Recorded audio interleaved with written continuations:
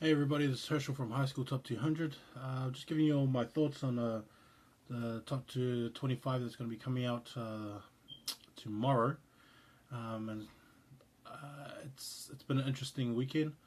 I think everyone has been concentrating on two games, or three games actually, because on the Wednesday we had Southland tripping up Otago, which wasn't wasn't so much of a like an underdog win. Like it wasn't. It was there wasn't any point where you thought that Southland couldn't win it. Like there was always that possibility because they did have the players, and so obviously they won. So that's one factor. The other factor is, and what else to look for is obviously St. Peter's beating St. Kentigern's by 2 points at St. Kentigern's as well. And the other score is Mags and Auckland Grammar. So those are probably the three games that everyone's been looking at and everyone's been sort of concentrating on because they are big wins. They're big wins because it counts towards how legitimate a team is or how actually strong a team is and how maybe a team had a bad day, and also it kind of tips the scales for people within the region. So those are the kinds of things I'm thinking of. Obviously Hastings and Hamilton will probably stick. Hastings, Hamilton and Sacred are probably going to stick 1, 2 and 3. That's pretty definite because they had pretty good wins against good teams.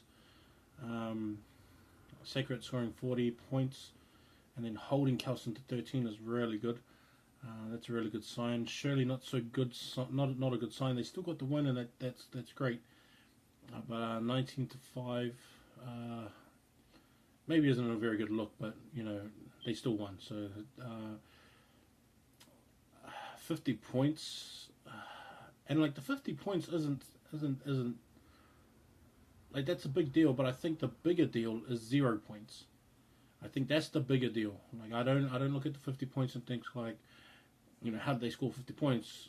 My view of it is how did Auckland Grammar not score a point? How is it that they can put 60 something points on another team but not score 1 point? I don't understand. I don't understand it. I mean, they have enough offensive players, and Sione and Lino. Simeon on the wing, Kanan.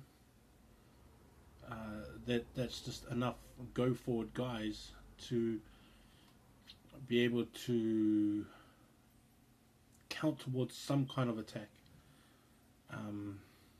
Corey may be only year 11, but I feel like if he had Leno outside him, and Sione providing that go forward ball. Especially with that big front row and also Kanan, I think they had enough there. So the 50 points, not so much. I mean, Mags have a really good attacking side anyway. But 0 points is what I'm more worried about, because then that sort of starts putting the question in my mind. What is the gap that Auckland Grammar has between all the other bigger teams? And so, like, if they fell that much to Mags, how much are they going to fall to Sacred Heart? Or how many are they going to fall to Kings and St. Kentigern's, and then now even St. Peter's? How much are they going to fall by? Or if that was just a bad game. So that's one of the questions that I have with that team. Obviously, the other good score was St. Peter's, getting a number one, another big time win, and they're gonna have to fly up the rankings from 24. They really would. Like they pretty much. I can't say if they're going to be a top 10, but they're going to be up there. Obviously, St. Kentigern's is going to fall again, and it's whether putting them before Kings or after Kings. Does that move?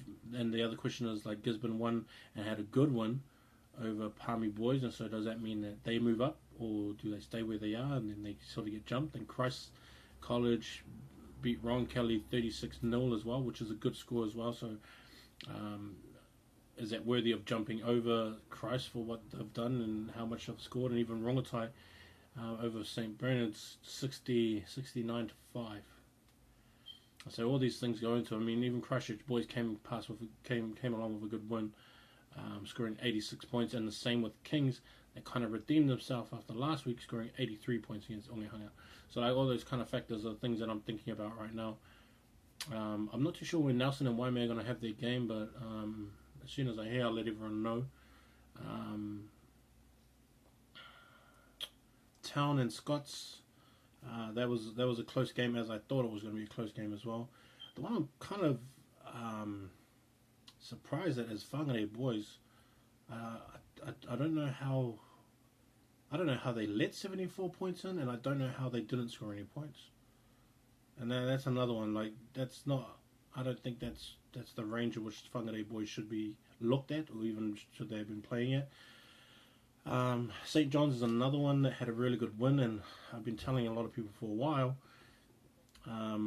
that they're a legitimate team, and so hopefully everyone that's seen them, they seen what they can do, and that hopefully they can get a game against a good game against them. St. Pat's Town actually scored. They did good to sort of play from a Wednesday and then play on a Saturday again.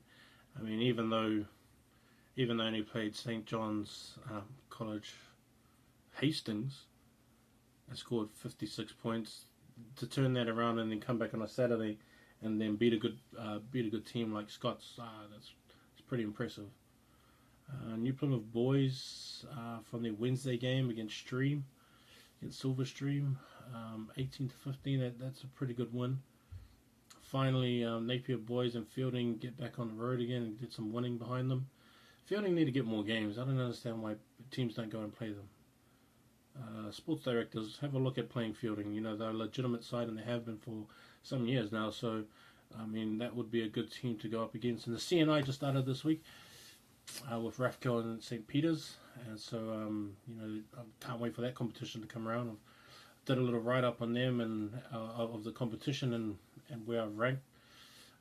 And I think all the competitions are pretty fair this year with everybody. Other good wins, Massey winning against Takapuna, 35-0 was a pretty good win. I like that. I like the way that Rosmini and Rangitoto, that 40-17 is a pretty good win. Rangitoto's missing some players, but I mean that's fine. Wainui, I think they held Wellington College pretty well.